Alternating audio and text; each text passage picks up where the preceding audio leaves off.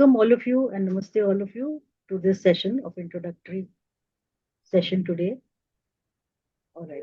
I would now request our esteemed guide and our guiding light, Shri Pradeep Chaturvedi sir, जिन्होंने ICAS को, he was one of the founder members of ICAS जब ये 2004 में establish हुआ था. And Pradeep sir के बारे में क्या कहूँ, क्या ना कहूँ, apart from he has a background in law, he has a background in astrology, and he is an eminent Vedic scholar. आज के समय में Dr. Pradeep Chaturvedi sir is also a professor associated with Mewar University with the Jyotish department. Earlier on, Pradeep sir retired as Joint Secretary of Rajya Sabha, Parliament of India. He was based in Delhi. ज्योतिष में बृहद आचार्य हैं, ज्योतिष कलामणि हैं और ज्योतिष विशारद हैं. इन्होंने एकेडमिक और फाउंडेशन चैप्टर नोएडा की फाउंडेशन में सहयोग दिया और इस समय पर he is serving as the honorary national vice president of all India AICAS and is the guiding light to Noida chapter. He takes numerology and he takes post Visharad classes और समय समय पर आप सभी के क्लासेस वो कुछ स्पेशल क्लासेस जिनको वो बोलते हैं पिज्जा के ऊपर टॉपिंग जैसा जो है उस तरह की वो क्लासेस साल में आपको गाइड करने के लिए समय समय पर लेते हैं. This information is specially for P1 classes. P2, V1 and V2 students have already learned from. So I would now request Pradeep Chaturvedi sir to please say something about this journey of Jyotish. Welcome. Thank you, Shefali. Normally हम लोगों की classes introductory class we keep it separately for every batch. और मुझे ऐसा लगता था कि आप लोग कहीं ना कहीं बीच में रास्ता भटक जाते हैं, तो we have taken as a special for today to have this class as introductory for all the batches from P1 to B2. Means जिन्होंने एडमिशन अभी लिया है, फ्रेश हैं वो भी हैं, और जो 2 साल का कोर्स करके अब निकलने की कगार पे बाहर है उनके लिए आपकी ये यात्रा, आपकी ये जर्नी, इसको रोड मैप की तरह मैंने कोशिश की दिखाने की. यहाँ पर आप जो शुरुआत करते हैं प्रवीण वन से और विशारद टू तक जाते हैं, तो आपकी इस यात्रा में कनेक्टिंग डॉट्स कहाँ पर हैं और इसको कैसे कंप्लीट करनी है, क्या ज्ञान प्राप्त करना है और क्या आपको एब्जॉर्ब करना है. सिलेबस मिल जाता है आप लोगों को, टाइम टेबल मिल जाता है, आप लोगों को बताया जाता है कि आपको ये पढ़ाई करनी है. पर ये पढ़ना क्यों है, के पीछे रीजन क्या है, जब तक वो चीजें अगर समझ में नहीं आएंगी तो शायद बीच बीच में इंटरेस्ट थोड़ा सा भटक जाता है. वहां इस पूरे 2 साल की यात्रा में आप तकरीबन 17-18 सब्जेक्ट पढ़ेंगे. कहीं इसका इस्तेमाल करेंगे, किसी का इस्तेमाल नहीं करेंगे. वहां पर इन चीजों को समझने के लिए आपको जरूरी है कि इसके पीछे कनेक्टिंग पार्ट क्या है. तो आपके ये पूरे जितने सिलेबस या कोर्सेज हैं, इनको 4 मेजर कैटेगरी में डिवाइड कर सकते हैं. एक है प्रेडिक्टिंग टेक्निक, दूसरा उसका सपोर्टिंग टूल्स है उसके साथ जुड़ा हुआ, और तीसरा है उसके साथ जुड़े हुए एलाइड टॉपिक्स. और आपको मुख्यतः पराशरी सिस्टम पढ़ाया जाता है वैदिक ज्योतिष का, तो उसके साथ साथ कुछ और पद्धतियां भी हैं जिनका अपना महत्व होता है, जिनको टूल के रूप में इस्तेमाल कर सकते हैं. तो कुछ सेमेस्टर में उन पद्धतियों के बारे में भी आपको बताने की कोशिश की जाती है. आपके पास सारे टूल्स मिल जाते हैं, सारी पद्धतियां मिल जाती हैं, फिर आप उसका इस्तेमाल कैसे करना चाहेंगे ये आपको पर डिपेंड कर. अभी जो कुछ लोगों ने इंट्रोडक्शन दिया प्रवीण वन में, उनको भी लग रहा था कि, और वो उम्मीद लेके आए होंगे, या जो लोग प्रवीण वन कर चुके हैं, प्रवीण के दूसरे सेमेस्टर में आ गए हैं और विशारद चले जाएंगे, उनके दिमाग में शंकाएं होती हैं कि अल्टीमेटली हमारा इसका इस्तेमाल कहाँ होने वाला और क्या होने वाला है. इसलिए आपको इसमें दिखाया जा रहा है कि फर्स्ट कॉलम में सेमेस्टर का नाम लिखा हुआ है प्रवीण 1, प्रवीण 2, विशारद 1, विशारद 2. इसका मतलब क्या हो गया, हमारे 2 कोर्सेज हैं, प्रवीण और विशारद, और 6-6 महीने के सेमेस्टर होते हैं। तो प्रवीण के 2 सेमेस्टर हो गया, प्रवीण 1, प्रवीण 2। ऐसे ही विशारद के 2 सेमेस्टर हो गए, विशारद 1, विशारद 2। और आपको प्रिडिक्टिव टेक्निक्स को लेके हम चारों सेमेस्टर में कुछ ना कुछ नई चीजें बताने की कोशिश करते हैं, ताकि आप उन चीजों को समझ सकें। पहले सेमेस्टर में प्रिडिक्टिव एस्ट्रोलॉजी के नाम से कहा जाता है, ये मिसनोमर है। यहाँ आपको प्रिडिक्शन करना नहीं सिखाया जाता। यहाँ पर आपको ये बताया जाता है कि प्रिडिक्शन करने के लिए हमको किन चीजों की जरूरत पड़ती है, ग्रह, राशि, भाव, इनको कैसे देखा जाए। अगर ये समझ में आ गया आपके, तो प्रवीण 2 में जब जाते हैं तो वहां डिलिनेशन सिखाते हैं, इन चीजों का इस्तेमाल कैसे किया जाए, इनको किस माध्यम से इस्तेमाल करके हम चार्ट को कैसे अध्ययन करें। वहां विशारद वन में जाते हैं तो और थोड़ा सा एडवांस लेवल में लेके जाते हैं कि अब आपको कोई घटना देखनी है तो उसके लिए कौन कौन से भाव हैं और भाव को किस प्रकार से डिलिनेट किया जाए, उनका अध्ययन किया जाए वहां। और 3 सेमेस्टर में सब कुछ पढ़ लेते हैं, चौथे में आपको जितना अभी तक पढ़ा है आपने, उन सब का इस्तेमाल कैसे किया जाए, उसको कहा गया एडवांस प्रिडिक्टिव टेक्निक्स। तो प्रिडिक्टिव टेक्निक्स के लिए आपको चारों सेमेस्टर में एक एक प्रोग्रेशन के साथ आगे बढ़ाया जाता है, ताकि आप समझ सकें कि हमें क्या चीज पढ़ रहा है और क्या नहीं पढ़, और कैसे इसका इस्तेमाल करना है वहां। इन सबको करने के लिए हमें कुछ सपोर्टिंग टूल्स चाहिए। आपने कहा कि हमें बर्थ चार्ट बनाना है, तो बर्थ चार्ट बनाने के लिए किन नियमों का इस्तेमाल होता है, तो वो मैथमेटिकल एस्ट्रोलॉजी के रूप में पढ़ाया जाएगा।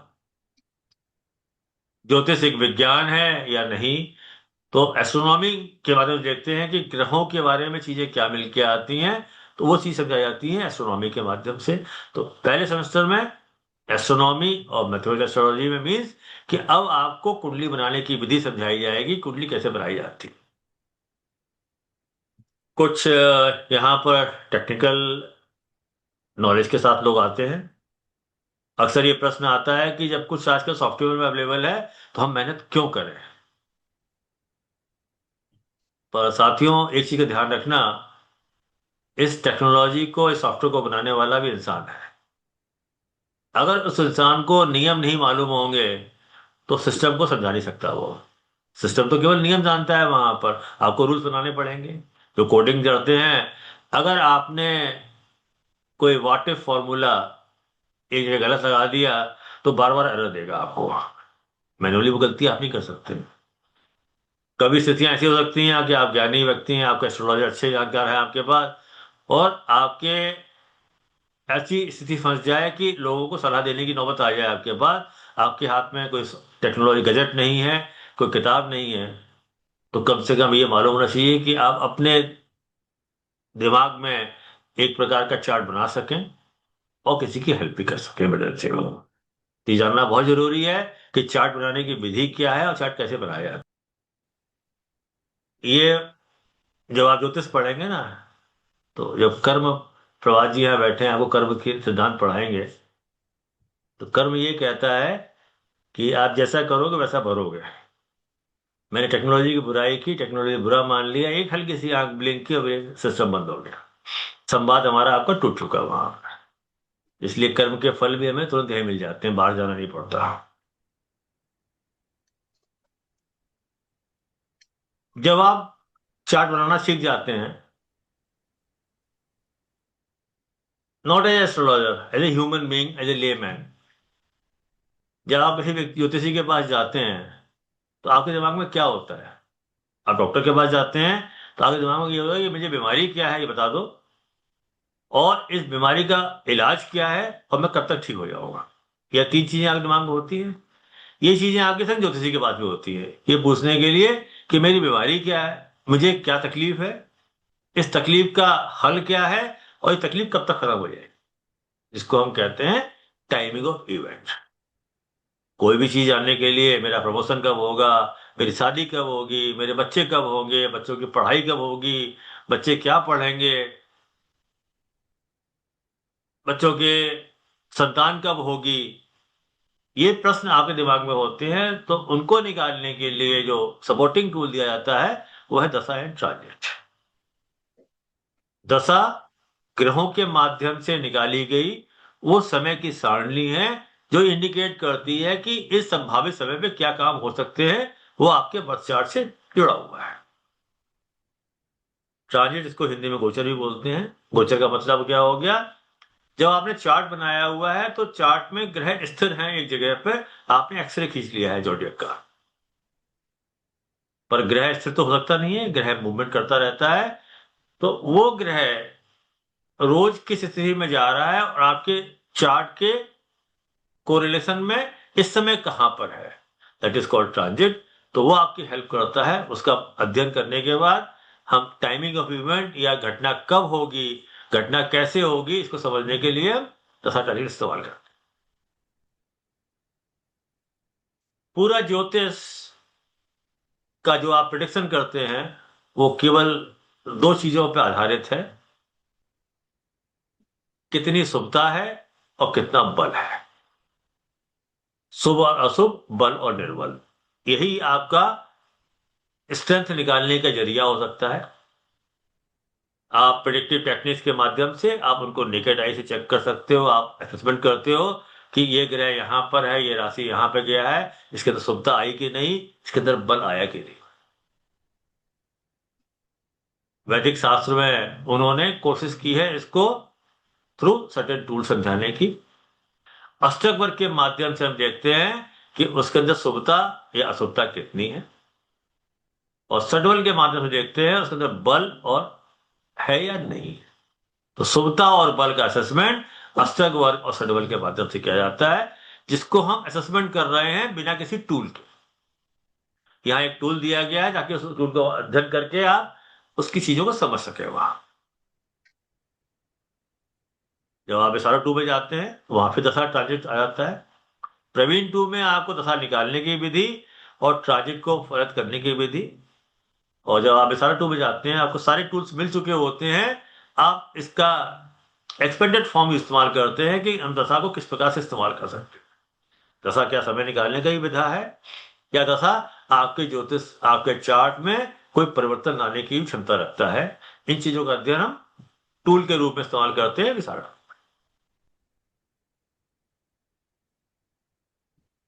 एलाइड सब्जेक्ट में बताया गया, प्रवीण वन में पढ़ाया जाएगा आपको। अब जो कोई अगर लॉ वाले स्टूडेंट आपके यहाँ पे हैं, कोई भी कानून बनता है उसके पीछे स्कूल ऑफ थॉट होता है, ये कानून क्यों बनाया गया है। फिजिक्स में there is a principle, Newton ने लॉ बनाया, is a principle for that part, school of thought of that part. Scientist may differ, but they have a school of thought, उसको फॉलो कर सकते हैं। ज्योतिष में भी स्कूल ऑफ थॉट्स बहुत सारे हैं। उन स्कूल ऑफ थॉट्स को या उनके जुरिस्प्रूडेंस को देखने के लिए कि ज्योतिष का उद्भव और विकास कैसे हुआ, ज्योतिष कैसे आगे बढ़ता है, इसकी शुरुआत कहां से होती है। ज्योतिष के बारे में कहा गया है कि ये कर्म के सिद्धांत पे जुड़ा हुआ है, इसका बेस थ्योरी ऑफ री इनकारनेशन है या रीबर्थ भी है। तो उसको कैसे समझा जाए, अगर ये चीज अगर आपको समझ में आ जाती है वहां पर, तो आप ज्योतिष के पीछे छिपे हुए मर्म को समझ पाएंगे। जनरल एस्ट्रोलॉजी में ज्योतिष का विकास उद्भव कैसे हुआ, थ्योरी ऑफ कर्मा क्या है, एक अच्छे ज्योतिषी बनने की क्या क्षमताएं होनी चाहिए, क्या क्वालिटीज होनी चाहिए वहां पर, इसके बारे में अध्ययन करते हैं। वो आपको एलाइड सब्जेक्ट के रूप में सिखाया जाता है। प्रवीण टू में जाएंगे, वहां एक आपको सब्जेक्ट लिया जाता है मुहूर्त। ज्योतिष का अध्ययन करते समय आप ध्यान से देखिए अगर, तो एक उस चार्ट का एनालाइज कर रहे हैं जो चार्ट आपके पास बना के दे दिया गया है, उसमें कोई परिवर्तन नहीं हो सकता। वहां पर जो कमियां हैं और जो अच्छाइयां हैं वो चार्ट के अंदर छिपी हुई हैं, वो अलग अलग समय पे आने पे सरफेस करेंगे। पर हम अपने जीवन में बहुत सारे कार्य करते रहते हैं, तो उस कार्य को करने के लिए किस दिन करें, किस समय करें उस कार्य को, ताकि हमें उस समय का उचित फल मिल सके वहां। इसको सिलेक्शन ऑफ टाइम भी कह सकते हैं। और मुहूर्त के सिद्धांत को इस्तेमाल करने के लिए इसको अक्सर ज्योतिष फ्रेटर्निटी में लाइव ज्योतिष के हो जाता है कि ऐसा ज्योतिषी है जो ज्योतिष की विधा है जहां लाइव काम हो रहा है। आजकल आप देखते हो ना, शादियों में पार्टियों में जाते हैं आप, तो खाना लगा हुआ है पूरा जो पहले से बन के आया है, पर वहाँ कुछ काउंटर वहां बने होते हैं जहां वहीं पे चीजें बन रही होती हैं। कुछ जगह घेवर बन रहा होता है, कुछ जलेबी वहीं पे तली जाती हैं, कुछ जगह पिज्जा वहीं बनाया जाता है। That is called live counters. तो मुहूर्त भी उस प्रकार की लाइव ज्योतिष है जहां आपके पास फ्लेक्सिबिलिटी होती है ये डिसाइड करने की हम किस समय का चयन करें कि जो कमियां हमारे बर्थ चार्ट में थी वो यहाँ उपलब्ध न हो। और ये पंचांग के सिद्धांत पर आधारित है, तो पंचांग को किस प्रकार से इस्तेमाल किया जाए वो भी जानना बहुत जरूरी है वहां। इसलिए मुहूर्त को एक सब्जेक्ट के रूप पढ़ाया जाता है वहां पर। विशारद वन और विशारद टू में आपने प्रिडिक्टिव के बहुत सारे टूल्स पढ़ लिए, टेक्निक पढ़ लिए। अक्सर व्यक्ति आपके पास ज्योतिष के बारे में पूछने आएगा। वो क्या पूछने आएगा कि कुछ जीवन की घटनाएं उनके बारे में पूछना आएगा। वो जीवन की घटनाएं विवाह से संबंधित हो सकती हैं, पढ़ाई संबंधित हो सकती हैं, नौकरी संबंधित हो सकती हैं। इन चीजों का पूछने आएगा। प्रवीण वन वालों के लिए थोड़ा सा हैवी हो जाएगा, इसलिए मैंने कम किया हुआ है। पर जो प्रवीण वन कर चुके हैं, आप लोगों को एक स्कीम पढ़ाई गई है सोडस वर्गा की। सोडस वर्गा में 3 श्रेणियां बनाई गई हैं: षड वर्गा, सप्त वर्गा, 10 वर्गा एंड सोडस वर्गा। ये वर्गा चार्ट से एक टूल के तरह पढ़ाए जाएंगे आपको मैथमेटिक्स। जीवन में सबसे बड़ा चीज आपको क्या मिलता है जातक को पैदा होते ही? वो है इसकी बीमारी। पैदा होते ही वो आके आईसीयू में भर्ती हो सकता है। दैट मीन्स की बीमारी उसके जन्म के साथ ही जुड़ी हुई। इसलिए यहां पर पढ़ाया जाता है मेडिकल एस्ट्रोलॉजी या लॉन्जेविटी का पार्ट, कि अगर जातक को पैदा होते समय बीमारियां हो सकती हैं तो ये जीवन का वो अंग है जो आप जन्म के साथ ही लेके आते हैं अपने साथ वहां। इसलिए उसको एज ए सब्जेक्ट पढ़ाया जाता है, ताकि जो आपने प्रिडिक्टिव के नियम पढ़ के आए हैं उसका इस्तेमाल करके और कुछ मेडिकल के नियम सीखने के बाद मेडिकल एस्ट्रोलॉजी को समझ सके, ताकि लोगों को मेडिकल चिकित्सा के बारे में सलाह दे सके कि बीमारियां कब कैसे और कैसे ठीक हो सकती है वहां। अगले सेमेस्टर में जाएंगे। अक्सर हम लोग, नई जनरेशन शादी को बोझ मानती है। उसको लगता है कि शादी ऐसी बला है जिसको दूर रखा जाएगा। पर वैदिक परंपरा में शादी को संस्था माना गया है, और उस परंपरा में कहा गया है ये शादी नहीं है, ये भाग्य का उदय है। आपके जीवन, जातक के जीवन का भाग्य कैसा बनेगा ये उसकी विभाग के पश्चात ही मालूम पड़ सकता है वहां। तो इसको कनेक्ट किया गया है आपके भाग्य के भाव के साथ। इसलिए मैरिज को या आपके भाग्य की परीक्षा करने के लिए एक टॉपिक रखा गया मैरिज मैचिंग का, कि मैरिज कैसे की जाए। और आज के दिन में मैच मैचिंग करने के बाद टेक्नोलॉजी और एआई के माध्यम से लोग चेक करते हैं कि 32 में से 36 गुण मिल चुके हैं, शादी कर लेते हैं। शादी नहीं चलती। तो वो क्या विधा ठीक है कुल मिलान की, या जिसको हम इस्तेमाल कर रहे हैं कैसे करना चाहिए, इसको पढ़ाने की कोशिश की जाती है। और अंत में जो हमने टॉपिक रखे हैं कि अदर सिस्टम्स के पद्धति के पास, प्रवीण वन में हम आपको अदर सिस्टम्स की तरफ ज्यादा नहीं मोड़ते, पर प्रवीण टू से शुरुआत करते हैं। पहले पढ़ाएंगे ताजिक। ताजिक वो पद्धति है जिसमें पराशरी से नियम को थोड़ा सा भिन्न रखा जाता है। इस पद्धति को समझने के बाद आप इसका इस्तेमाल वर्ष कुंडली बनाने में करते हैं, और अगले सेमेस्टर में जाने के बाद प्रश्न कुंडली बनाने का काम करते हैं। और अंत में जब जाते हैं लास्ट सेमेस्टर में, तो जैमिनी एक पद्धति है जो राशि के आधार पर है। महर्षि पराशर या पराशर पद्धति के साथ समकक्षी थे वो, पर उन्होंने एक अलग विधा बताई कि आप इस प्रकार से कुंडली का विवेचन कर सकते हैं जैमिनी पद्धति के आधार पर। और अंत में मुंडेन, जिसको संहिता कहते हैं। अभी तक जितनी बात हमने आपसे की है वो एक व्यक्ति विशेष के लिए है, पर वो व्यक्ति विशेष का इंटरेस्ट हर एक के अंदर होता है। पर अगर एक समूह हो, जैसे आप लोग भी बैठे हैं 45 लोग वहां पर, इनके ऊपर कोई अगर आपदा आती है तो वो किसी व्यक्ति विशेष की नहीं है, वो समूह की आपदा है।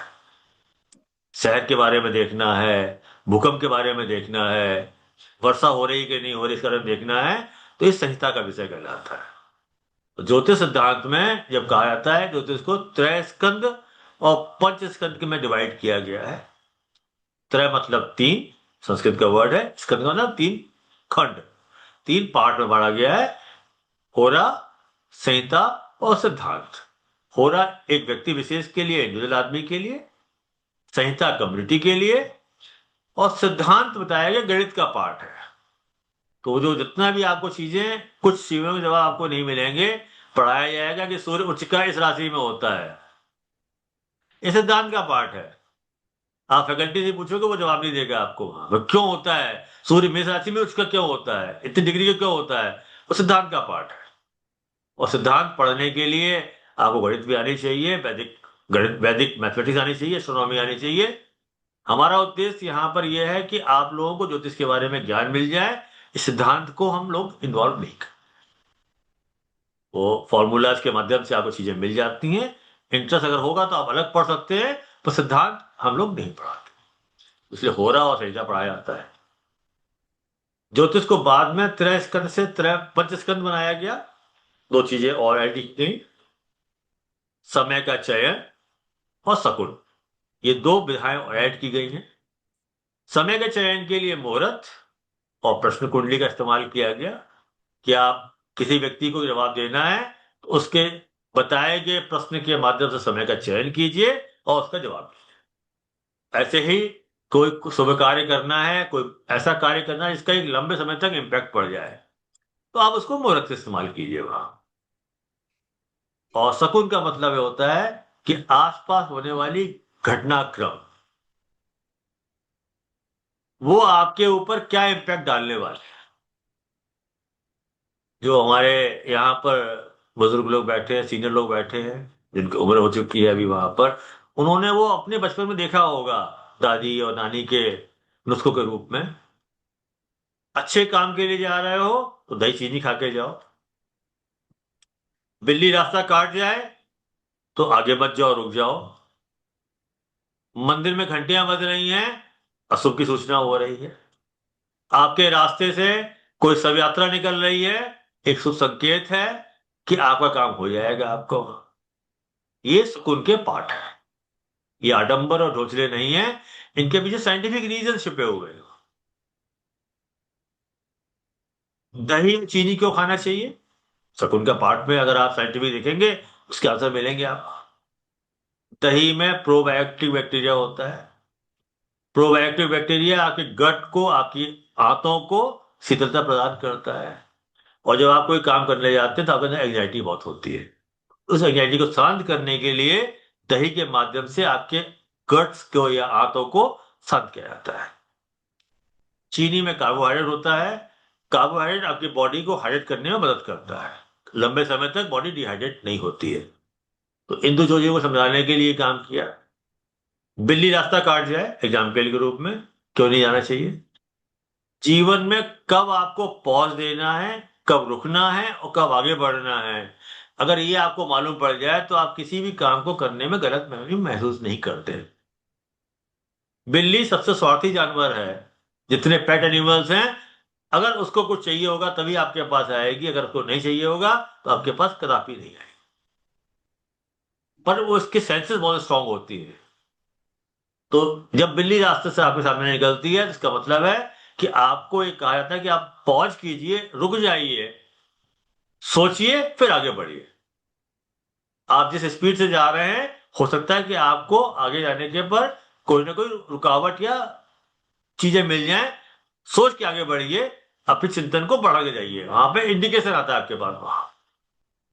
इस प्रकार के शकुन, इस प्रकार के सिंबल्स, इसीलिए ज्योतिष को दैविक विज्ञान भी बोला गया है कि देवीय चीजें आपको दिखाई पड़ती हैं, मालूम पड़ती हैं, उनको इस्तेमाल करके आगे बढ़ना चाहिए वहां पर। अगर ये पूरी स्कीम देखें,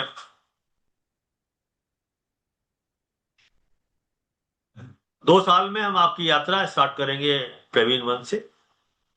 जो लोग विसारा 2 में बैठे हैं वो आगे जाएंगे वहां पर अगर आपने इन टॉपिक्स के पीछे छिपे हुए महत्व को नहीं समझा तो आप उसके साथ प्यार नहीं कर पाएंगे, अटक जाएंगे। अक्सर लोग एस्ट्रोनॉमी में उलझ जाते हैं कि मैं एस्ट्रोनॉमी पढ़ूं तो क्यों पढ़ूं, उसमें गणित बहुत है। गणित इतनी नहीं है जितनी आपने उस पर डर बना लिया अपने ऊपर। मैं मुहूर्त में बहुत कुछ पढ़ना पड़ता है, इतने कॉम्बिनेशन देखे, मुहूर्त क्यों पढ़े वहां। पर अगर आपने मुहूर्त पढ़ लिया तो उसका इस्तेमाल आप कहाँ कर सकते हो, कैसे कर सकते हो, इसका इस्तेमाल करने में आपको जो मजा आएगा, व्यक्ति को समझने में आसानी हो जाएगी आपको। एक मुहूर्त का पार्ट जो कि एस्ट्रोनॉमी से जुड़ा हुआ है, एस्ट्रोनॉमिकल फिनोमेना है। न्यू मून और फुल मून, अमावस्या और पूर्णमासी होता है, ये सूर्य चंद्रमा की गति के आधार पर होता है। एज ए लेमन हम सबको मालूम है वहां पर। अमावस्या के दिन सूर्य चंद्रमा एक साथ होते हैं और पूर्णमासी के दिन सूर्य चंद्रमा एक दूसरे से अपोजिट 180 डिग्री दूर बैठे होते हैं। एस्ट्रोनॉमिकल फिनोमेना कहता है कि सूर्य चंद्रमा is responsible for gravitational pull in the earth. इनके अंदर जो ग्रेविटेशनल पुल होता है वही हमारी ग्रेविटी को काम करता है वहां। जब ये दोनों अपोजिट बैठे हैं एक दूसरे से, इनके अंदर ग्रेविटेशनल पुल बहुत होगा। जब एक साथ बैठे हैं तो ग्रेविटी और gravitational pull will be less. एक यही रीजन है समुद्र में लो टाइड और हाई टाइड न्यू मून और फुल मून पे आती है। जितनी भी नेचुरल कैलेमिटीज हैं वो देखिए न्यू मून और फुल मून से 2 दिन पहले 2 दिन बाद उसके आसपास ही आती है, उसके आगे पीछे आती है, ज्यादा गैप में नहीं आती। मून वाटर को रिप्रेजेंट करता है, सन अर्थ फायर को रिप्रेजेंट करता है। अर्थ पे 70% वाटर है और आपकी बॉडी में भी 70% वाटर है। तो जब सन मून होगा उनमें ग्रेविटेशन पुल होगा तो दे change your body reactions and body movements also.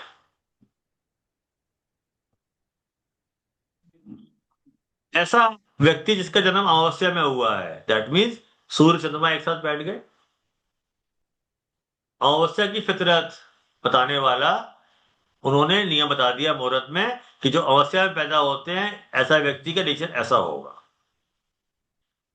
पर ऐसी अमावस्या की 144 वैरायटीज मिलेंगी, आप एक दो नहीं मिलेंगी। कैसे? 12 भाव हैं और 12 राशियां हैं, तो 12 भाव में किसी भी भाव में हो सकती है अमावस्या और 12 राशियों में किसी में हो सकती है अमावस्या। तो 12 × 12 144।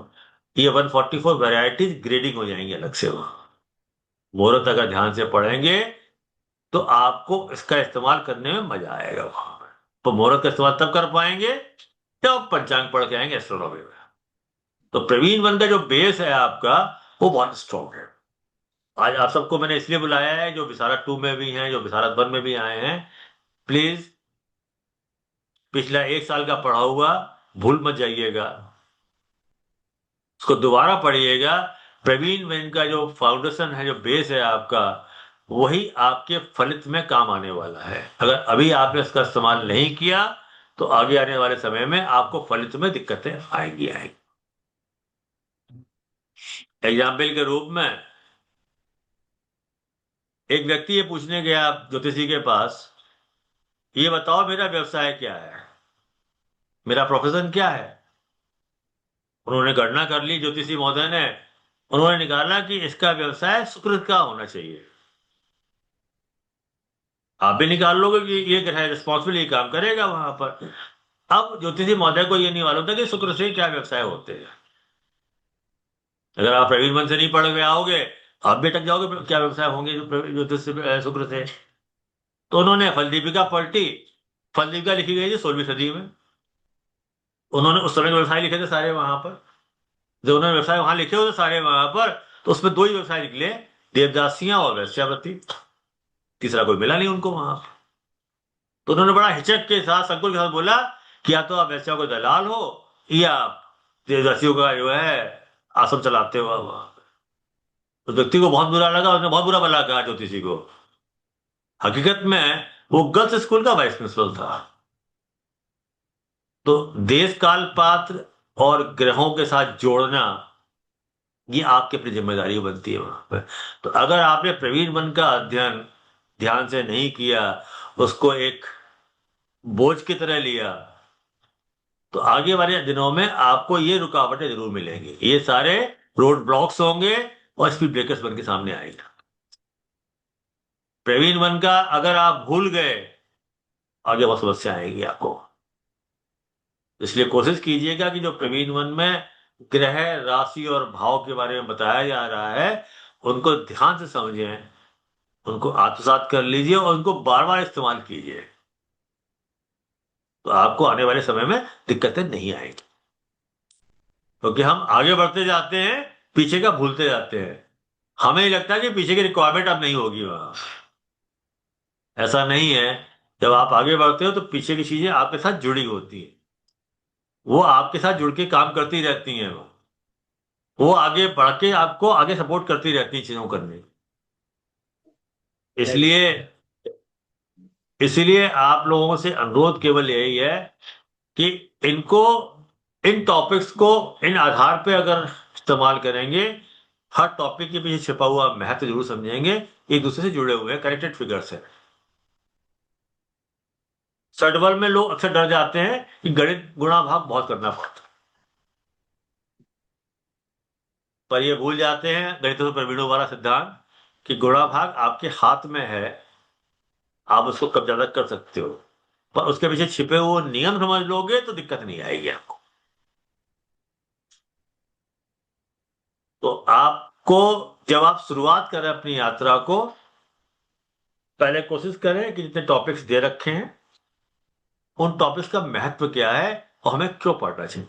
जिस दिन आपने ये आंसर ढूंढ लिया, तो आप अपने अपने फैकल्टी मेंबर से जरूर पूछिएगा कि आप ये टॉपिक पढ़ाने जा रहे हो, हमें इसका इस्तेमाल हम आगे कैसे करेंगे और कहाँ करेंगे इसका इस्तेमाल। आपको आंसर मिल जाएंगे, आपका इंटरेस्ट उसमें जग जाएगा वहां। तो मेरे पास जो इंफॉर्मेशन है, फीडबैक है, कंसर्न्स हैं, लोगों को लगता है मुहूर्त बड़ा डाई सब्जेक्ट है और मुहूर्त में पढ़ना बहुत पड़ता है, इतनी कॉम्बिनेशन कैसे पढ़ें उसको वहां पर। तो लोग पढ़ते ही नहीं, छोड़ देते हैं। पर ये भूल जाते हैं अगर मुहूर्त पढ़ लिया तो व्यक्ति की पर्सनालिटी और उसके बारे में फलित करने में जितनी आसानी होगी, उतनी कहीं आसानी नहीं। दूसरा, लोग करते हैं मुहूर्त पढ़ने के बाद उसका इस्तेमाल, जैसे उमेश जी अभी चाय पी रहे हैं, तो ये सोचेंगे उमेश जी कि मैं चाय पीने के लिए मुहूर्त निकाल लूं, इस चाय मैं इतने मिनट में पीऊंगा, वहां पे पानी अब पीऊंगा। मुहूर्त इसके लिए नहीं बनाया गया। मुहूर्त बनाया गया है जीवन में उन घटनाओं को करने के लिए जिसका आगे ऊपर लंबे समय तक प्रभाव पड़ने वाला।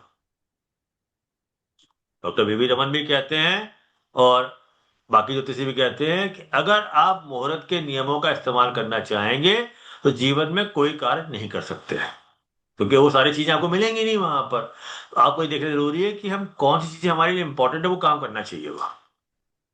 उस तरह से कर लेंगे तो मुहूर्त को निकालने में आसानी हो जाएगी। और मुहूर्त चूंकि पंचांग का पार्ट है, समझना आसान हो जाएगा।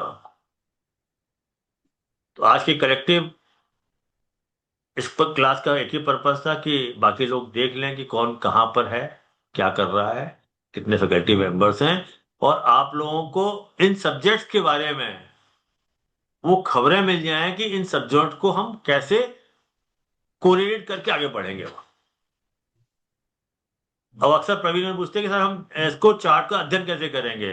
इसलिए दिखाया कि आपको चारों सेमेस्टर में प्रेडिक्टिव का कुछ ना कुछ पोर्शन मिलेगा। पहले प्रेडिक्टिव के बारे में बताया जाएगा, फिर उनको कैसे जोड़ा जाता है, कैसे कुंडली को बिखेरा जाता है वो देखना है, फिर उनको कैसे आगे बढ़ाया जाए कैसे देखना है, और बाद में अंत में सारे नियमों का इस्तेमाल करने के बाद हम एक प्रकार का चार्ट एनालिसिस कैसे कर सकते हैं। बाकी अब आप लोगों के दिमाग में कोई प्रश्न होंगे तो पूछ सकते हैं, कि पहले मैं सिफारिश से कहूंगा कि ब्रिगेडियर साहब, अगर अगर मैं कुछ चीज छूट रहा हूँ, भूल रहा हूँ, तो ब्रिगेडियर साहब can give a supplement of that part. Brigadier साहब, over to you. Thank you, Pradeep sir, for taking us through this beautiful journey. I would like to welcome Brigadier Subhash Chandra Sharma, who is presently the chapter chairman for ICAS Noida chapter. ICAS Noida chapter का services के कई faculty और students से संबंध रहा है हमेशा. I am seeing Saxena Saab and Tripti ji here in the audience. So, Brigadier Sharma has been an alumnus of the Indian Military Academy and a 1971 war veteran. And Indian Military Academy से graduate हुए. उसके बाद उन्होंने army में कई पदों पर काम किया. He is also the president awardee. विशिष्ट सेवा मेडल से उनको सम्मानित किया गया. मास्टर एमएससी की डिग्री मद्रास यूनिवर्सिटी से उन्होंने प्राप्त की और एमबीए फाइनेंस जबलपुर यूनिवर्सिटी से किया. उसके बाद वो Shri Ram college of commerce में जहां पर पहले पढ़ते थे उसको छोड़कर वो आर्मी में गए. He is after his retirement he associated himself with jyotish. He is a ज्योतिष विशारद and teaches general astrology, Gemini, mundane astrology and post Visharad classes. So I would now and Jyotish से जहाँ तक संबंध है उनका he has been conferred with the title of Jyotish Covid and Jyotish Vachaspati for his various contributions to Vedic sciences. Welcome, Brigadier sir. Thank you very much, ma'am. Thank you very much, PC sir. Deep sir को हम प्यार से PC sir ही बोलते हैं, तो इसीलिए बाकी लोग भी पीसी सर ही बोलेंगे मुझे लगता है. आपके सामने जो स्लाइड दिखाई दे रही है उसमें प्रवीण 1, प्रवीण 2, विशारद और विशारद 2 में पढ़े जाने वाले अलग अलग सब्जेक्ट्स को बताया गया है, दिखाया गया है. और हर एक सब्जेक्ट को कम से कम एक फैकल्टी लेगी. कुछ एक सब्जेक्ट्स हैं जिसको 2 फैकल्टी लेती हैं, जैसे प्रेडिक्टिव एस्ट्रोलॉजी, इसको 2 फैकल्टी लेती हैं क्योंकि एक्स्ट्रा पीरियड्स भी इसको दिए हुए हैं.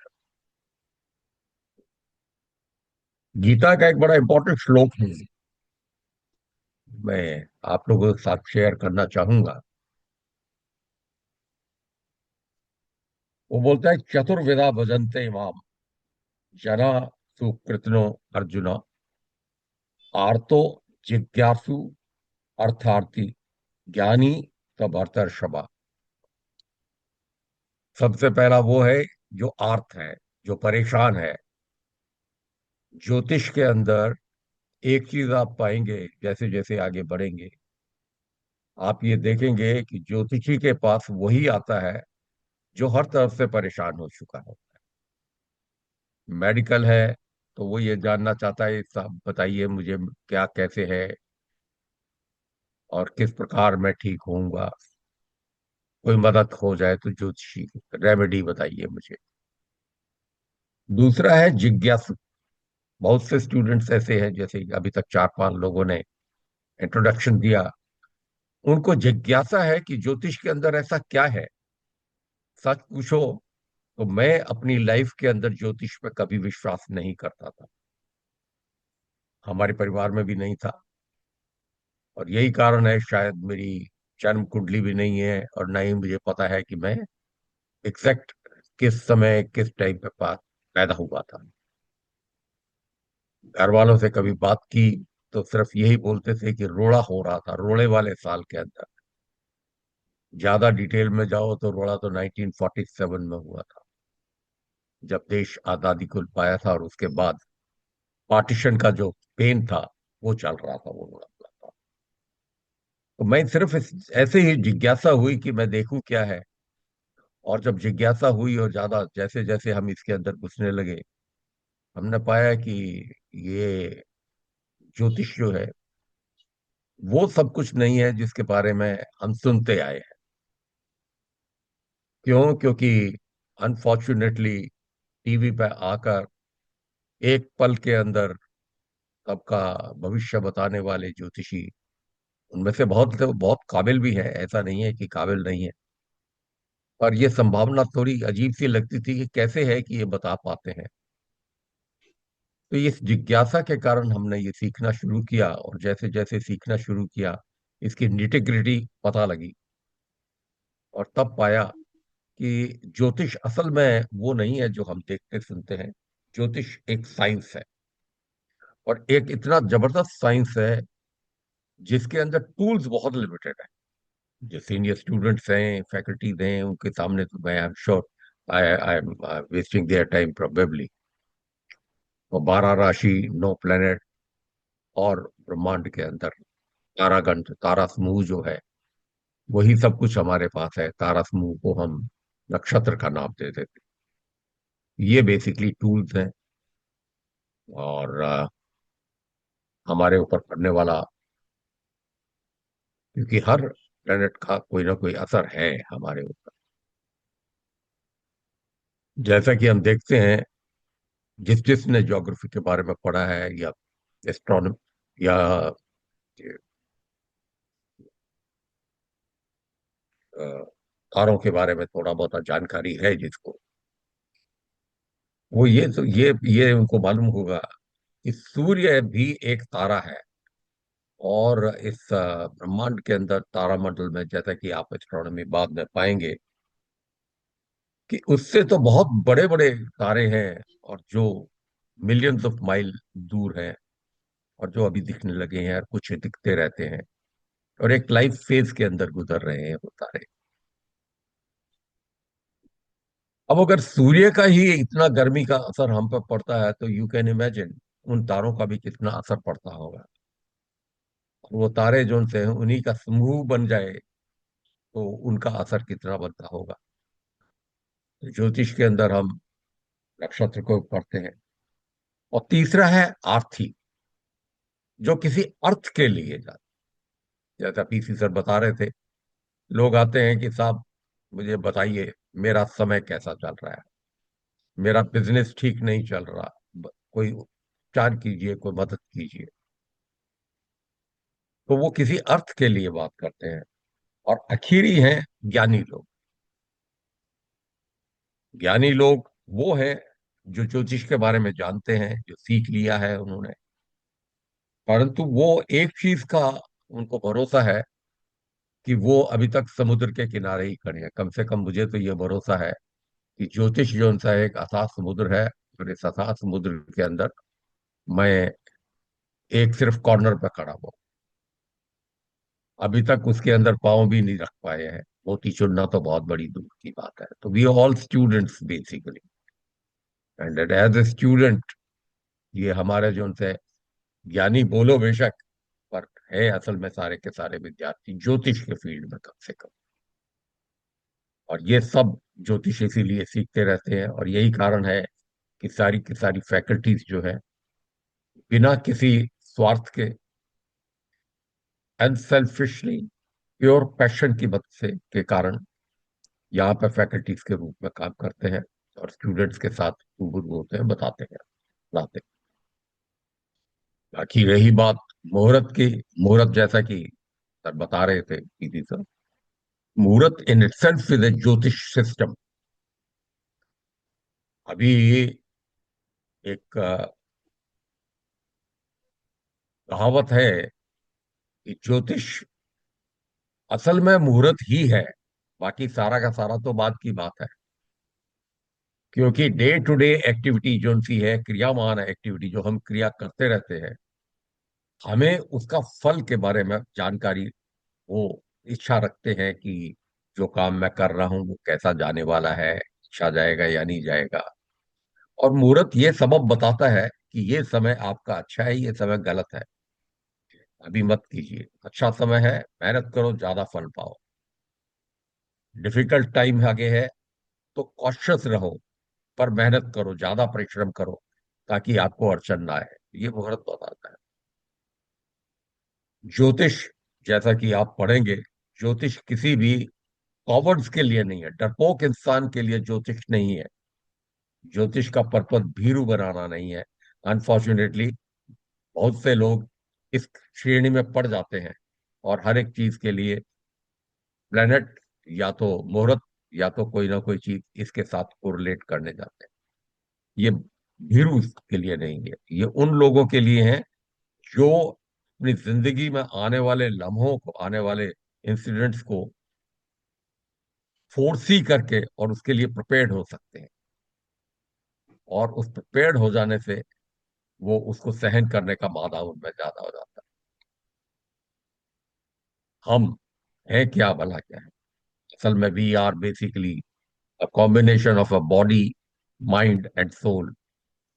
गीता का एक श्लोक है, फिर दोबारा श्लोक बोल रहा हूँ, भूमि आपो अनलो वायु खम मनो बुद्धि रेवच अहंकारम तियम में प्रकृति। ये मेरी 8 प्रकृति हैं, 8 प्रकार की प्रकृतियां हैं।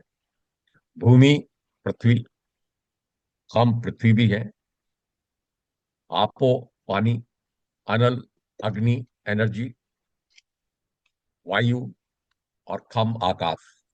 ये 5 मेन तत्व हैं, पंचभूत हैं, जो कि जिनसे हमारा बॉडी बना है। बाकी जो मन है, और मन चंद्रमा का है, बच्चे बोलते हैं चंद्रमा मन सो जाता। इसी सर बता रहे थे, शरीर के अंदर 70% के करीब पानी है, 75% वाटर है। सो इट इज इन ब्रह्मांड ऑल्सो, क्योंकि चारों तरफ भी इतना पानी है। हमारी पृथ्वी तो बहुत छोटी हो, जमीन तो बहुत बड़ी काम आपकी। तो यत पिंडे तत् ब्रह्मांडे वाला प्रिंसिपल है, और ये प्रिंसिपल चलता रहता है और लगता रहता है। जो सीनियर स्टूडेंट्स है, आई am sure they might be finding it कि मैं ऐसा क्यों बोल रहा हूँ। अगर हम इन चीजों को याद नहीं रखेंगे और इन चीजों के अंदर और ज्यादा तवक्को नहीं देंगे तो नहीं कर पाएंगे।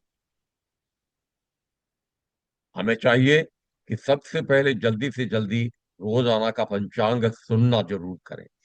पंचांग को सुनना या सुनाना गंगा स्नान के बराबर माना जाता है।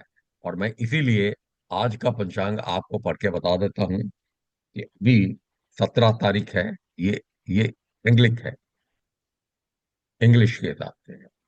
परंतु वैसे देखा जाए तो ये चतुर्दशी है। चतुर्दशी संस्कृत का शब्द है। 4 और 10, 14, चौदस अपने यहाँ बोलते हैं।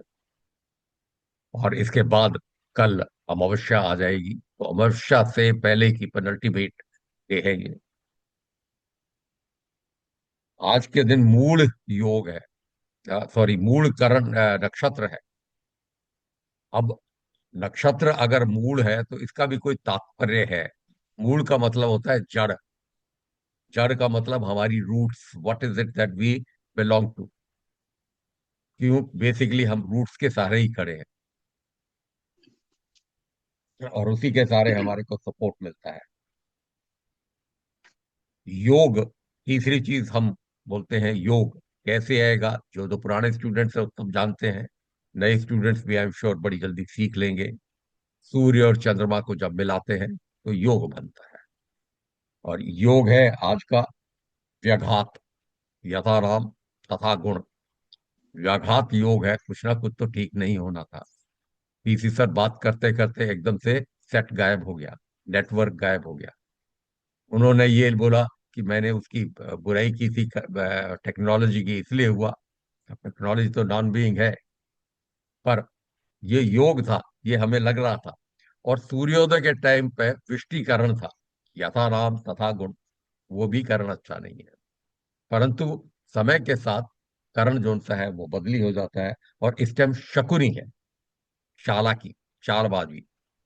और बड़े स्टाइल से पीसी सर ने उसको सिचुएशन को कंट्रोल कर लिया। क्यों? क्योंकि वो जो भी इलेक्ट्रिकल प्रॉब्लम आई थी वो दूर करके। ना, ये 5 अंग जो से हैं, मैंने इसलिए सुनाया है कि मैं समझता हूं और हमारे शास्त्र बोलते हैं, इसको सुनना, इसको सुनाना और पढ़ना गंगा स्नान के बराबर है। बाकी जब पढ़ेंगे, मुहूर्त पढ़ेंगे या पंचांग पढ़ेंगे एस्ट्रोनॉमी में, तो I am sure the faculties will cover more details and you will be able to enjoy it further. पर इस ज्योतिष के ऊपर खास तौर पर ध्यान दीजिए। P1 के स्टूडेंट्स अगर शुरू से ही, अगर जिस दिन आप किताबें खरीदते हैं और आपको पंचांग मिल जाता है, सबसे पहली चीज है पंचांग खोलिए। हमारे लिए ये बाइबल है, ज्योतिषी का बाइबल है, या रामायण है, या गीता है, उसका उसका बराबर ही है।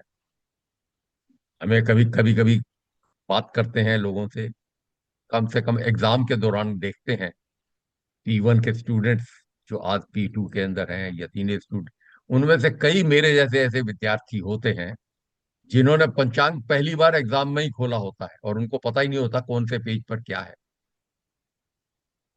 असल में देखा जाए तो पंचांग इज अ रेडी रेकनर। एक ऐसा टूल है हमारे पास जिसके अंदर पूरा का पूरा ज्योतिष समाया हुआ है, सब कुछ दिया हुआ है उसके अंदर। ढूंढना पड़ेगा, इधर उधर पढ़ो, ढूंढेंगे। और अगर हम इस पेज को पढ़ेंगे, इनके पेजेस को पढ़ेंगे और इसके ऊपर थोड़ा सा सोच विचार करेंगे तो we will be able to find it easier.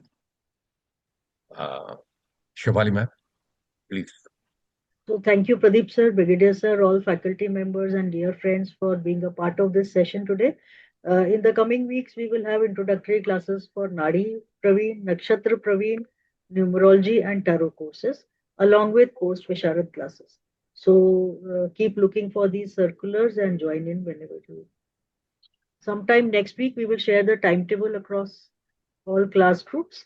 और एक बात और बोलना चाहूंगी, our book vendor will also be available tomorrow in the puja for those students who want to procure their books from him.